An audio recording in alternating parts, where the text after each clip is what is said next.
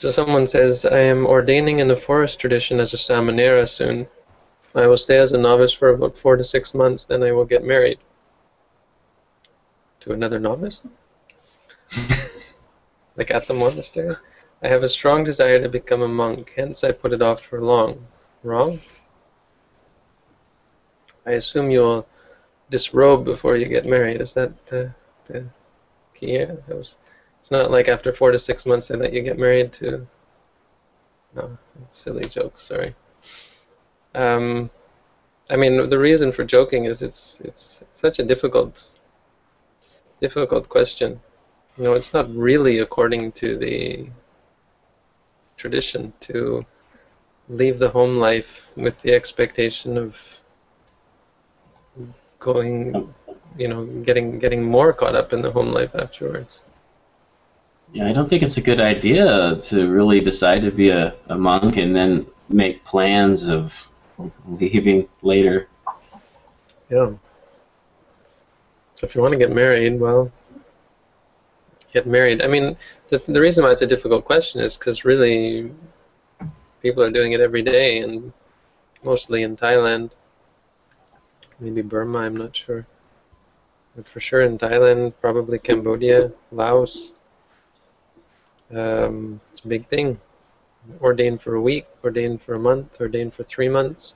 4 to 6 months is pretty impressive by today's standards. But I mean, it's not just going on a retreat. Becoming a monk is taking on a lifestyle. It's like taking on a profession. And I've gone on about why I'm personally not inclined to support temporary ordinations, because I've seen what they do. My monastery nowadays has, every other day has an ordination. The first problem, the first problem is that it inclines people to think of the monkhood as a temporary thing.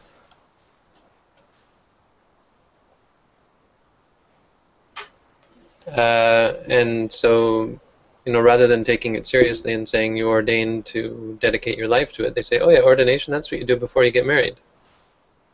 And that's really how many people look at ordination. They're very happy that their children ordain, but after a month, if they decide they want to stay on, oh, there's hell to pay. Ordain for more than a month? Isn't a month enough? That kind of thing. And this is really sad, that people actually develop these ideas.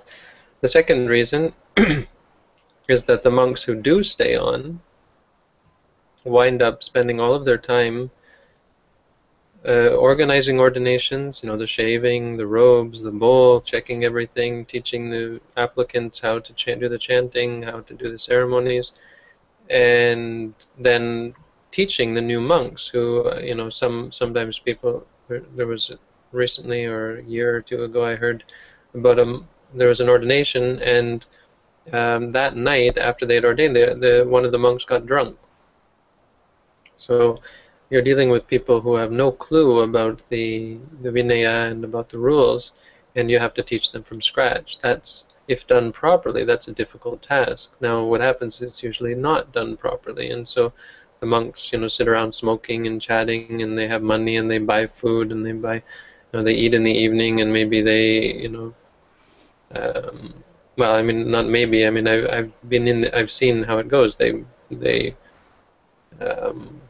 how can I, what's the euphemism? They engage in sexual, they pleasure themselves. I don't know, how do you say that? What's the, they're not words that I use very often. You know, so they break a lot of actually sometimes serious rules. So that's incredibly tiring, and for the senior monks to have to deal with, and it takes them away from practice, study, and teaching that they could be it could be better used elsewhere. You know, if someone comes for a month and they say, I want to come and meditate, and then but I also want to ordain, you know, what a waste of time when they could be spending that month meditating. to have to teach them how to put a robe on correctly. And in Thailand, that's a big deal. How to put the robe on correctly, how to walk on arms round, how to, this and that, and the rules, how many rules you have to keep. This isn't something that's designed for short term. It takes you 5 years to become a good monk. And if you don't have 5 years to do it, then you're just going to spend all that time training for nothing. Well, okay, maybe it's useful to deal with married life. And see how discipline could be useful for dealing with having a family. But and that's the argument that they use. Anyway, so you have that. Then you have the fact that it brings money, and it brings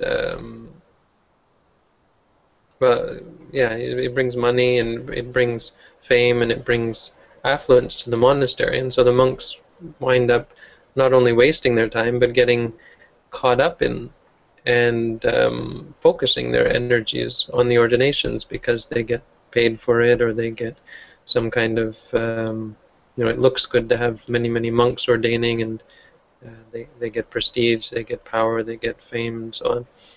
And so they focus on it, kind of like a business. This happens. And finally, it destroys monastic harmony when you have these monks who are misbehaving, and when the monastery is at least half the monks will be new monks, and that's a constant state. So those half the monks will always be causing trouble, and so by the time you teach them how to fit in, then they leave, and then you've got a new batch. And so the monastery never really feels like a monastery. There's a lot of stress and tension and so on. So the results that it has, from what I've seen, are not positive. Is it against the rules? Technically, it's not against the rules. And if that's all you've got, then that's all you've got. But I think the biggest point is the misconception of it as being the proper thing to do, which leads, as I said, people to become complacent and undervalue the monastic life. That's really the start of it. Because if someone says, "Yeah, I want to ordain temporarily," well, you don't have to forbid them. You don't have to say, "No, we don't do temporary ordinations." Some places do. I mean, I might even do that. I'm not really interested in allowing.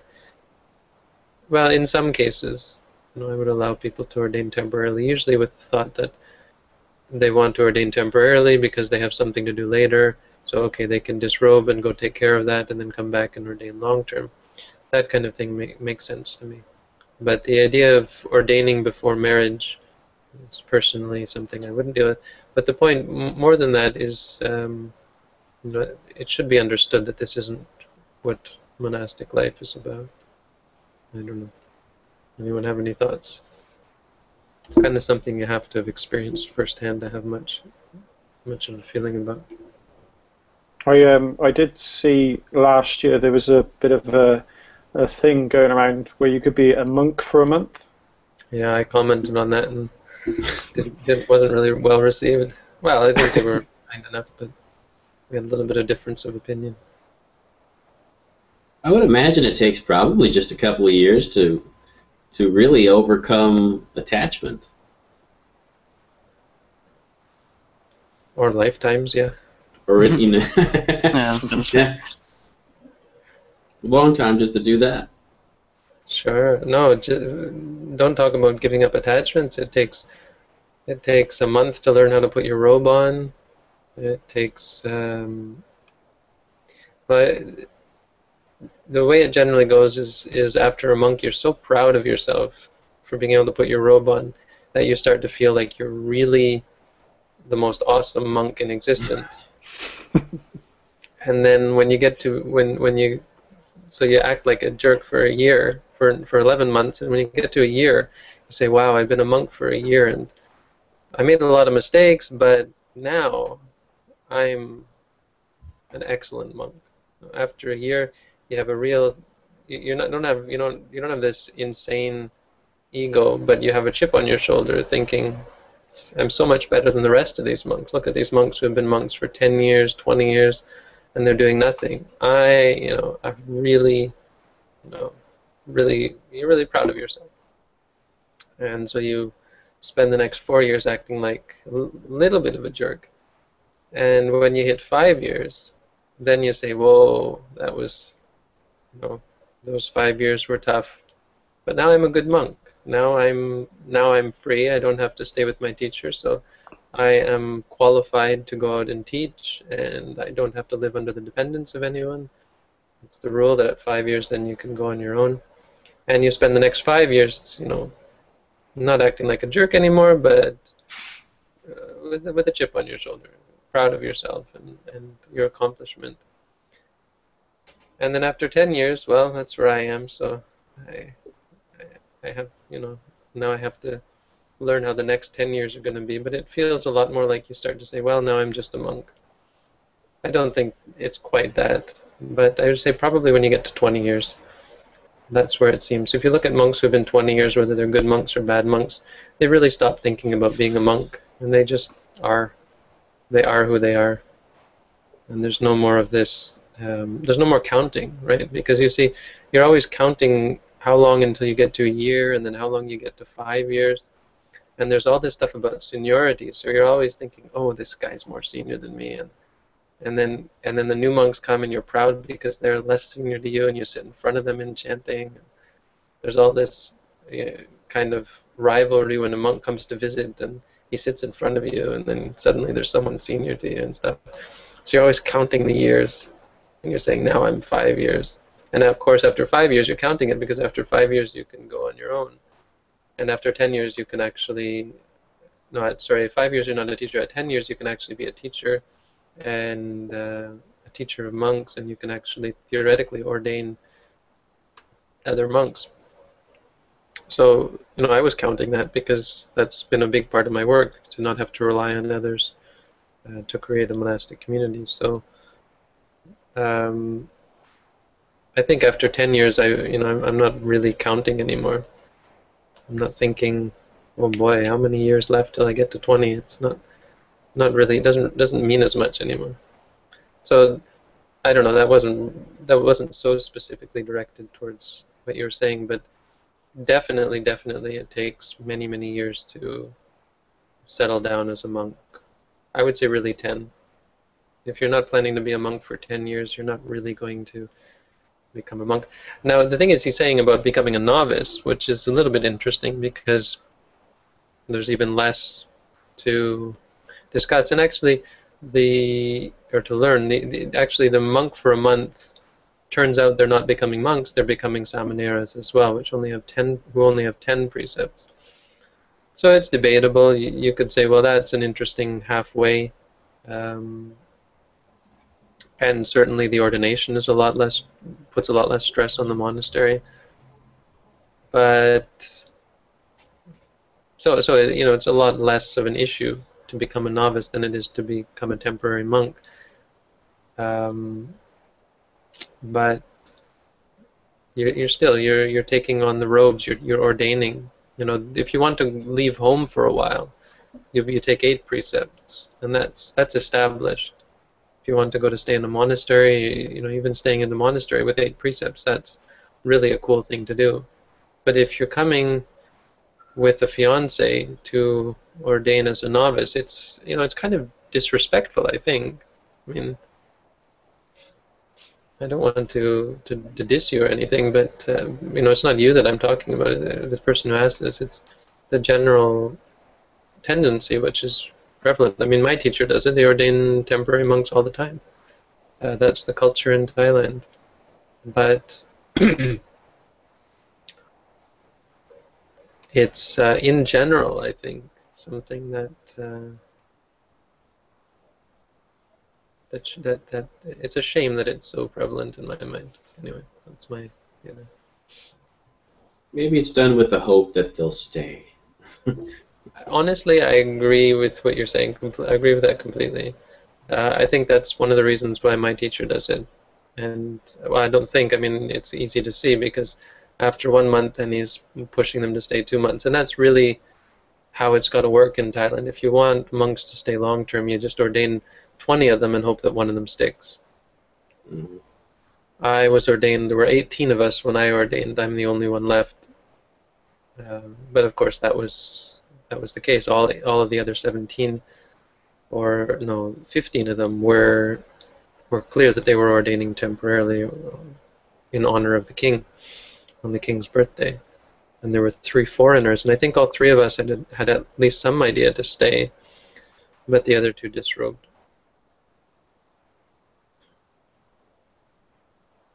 Sounds pretty strict. The whole thing about the robe that you're talking about, that sounds like a ritual in itself. What do you mean, wearing the robe?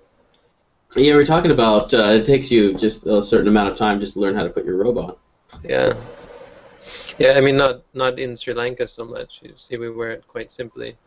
But if you look at my how to meditate videos, when I was wearing a robe like a Thai monk, that takes work.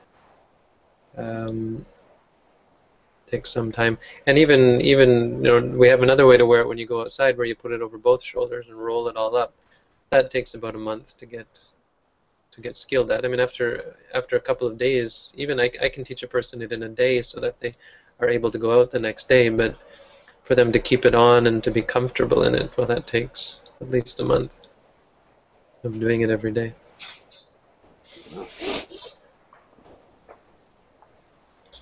I saw an interesting question here. Wait, this person's actually continuing this, if we can. Okay. I think it's the same person. What if it is marriage out of compassion? I don't really want to get married, but I see how me being in this person's life will help them more than if I become a monk for a longer time. Whoa. And it's more of Marriage out of compassion.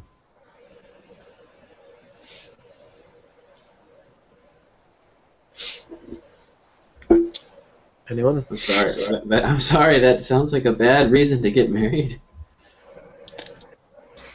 I can see it, but I don't have any real good comments. Yeah, I have comments.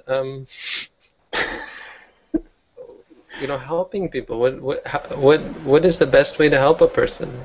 Who can help a person? I guess I have comments because I've dealt with this. I've dealt with women who have asked me to, not asked directly, but who have made it quite clear what their intention was and wanted an answer. And even recently, there was a case with, I had a case where I was being asked questions about marriage that were quite pointed, and had to go through this, and so I took this person through a long, kind of like we went on a trip together. I mean, we sat there and we talked, and I led her through this issue that she was obviously having, and the main point of it was how much more benefit comes from having a spiritual relationship than from having a physical relationship. So when you become a monk, you, from a Buddhist point of view, take on the greatest role you can ever have in relating to other people. You are the representative of the Buddha. You have direct and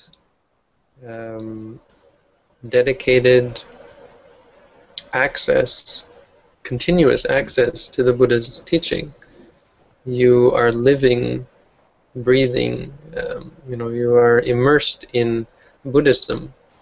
So theoretically, your role and the relationship that you have to all of the people who are close to you is optimum. You can relate to them in a way that is completely pure. You can love them. You can be, a big part of our conversation was about love. with this person, because you can very much love people. There's nothing wrong with love. In fact, it's a great thing, and it leads people to to find happiness and to be at peace in their mind, to love.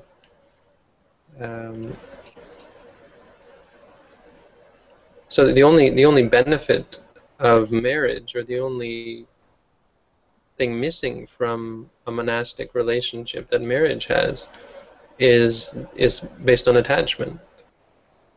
And so the question you have to ask is whether attachment is beneficial to anyone. Of course, there are people who believe that, but certainly as Buddhists, we don't believe it. If you think it will help this person to be in their life, then, well, we have two parts to that. The one part is your attachment to helping this person. Why is this person so important to be helped when the world is full of people to be helped? So it may be, why? Because it may be as a monk that you're not able to directly help this person, right? But certainly you will be able to help whoever it is that you're around. If this person decides when you're a monk they don't want to have anything to do with you, then it may be that, yes, you can't help that person. But what is it that's making you want to help this person? It's an attachment. The other thing is, if you do stay with them, and if they do stay with you, you become a monk and they are still very interested in you. I mean, I know a married couple where he's married and he goes to visit them. He goes to visit his wife, he goes to visit his daughter, his granddaughter, and he acts like a very good monk. He is a very good monk. I'm quite impressed by him. His wife is a very good lay Buddhist and very much interested in meditation practice, and they get along. I mean, you kind of get the feeling they have a bit of a difficult relationship, or they had a bit of a difficult relationship even before he ordained. But when I go to Bangkok, I will visit. Probably I'll see his daughter again, and probably his ex or his wife. Might even see him if he comes down from Chiang Mai. And so, I think he's done them a world of good to provide them with someone who's in the monastic circle, so that whenever they want, they can go and practice, and they're that much closer to Buddhism as a result. At the very least, they have a reminder. So I certainly can't see how getting married with someone could be better than becoming a monk, unless, as I say, you're probably attached to this person. Then the help doesn't have anything to do with being married to them.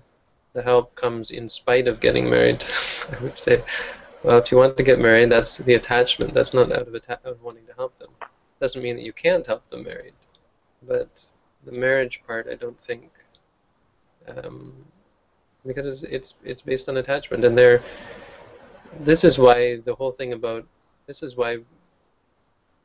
we have this crazy situation where Christians get married to Buddhists. We were talking about this yesterday, and Lama Kunga said, what did he say?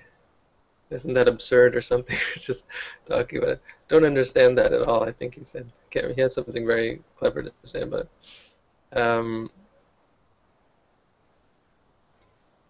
And the point is that you don't, how that can happen is because you don't marry someone or have a relationship with someone because of spirit. It's not a spiritual choice. You make the choice based on attachment. People get, I mean, that's generalizing, and you say you have your reasons for getting married, but I would question them, or I would ask yourself if you're sure that that's something that actually helps, or conversely puts you in a situation where you're no longer able to objectively help this person or other people.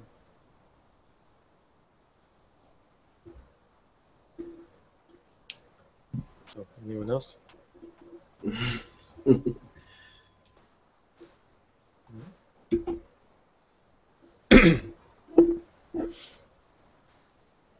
Well, I've never been married, so I don't feel like I should bestow advice on marriage. Oh, come on.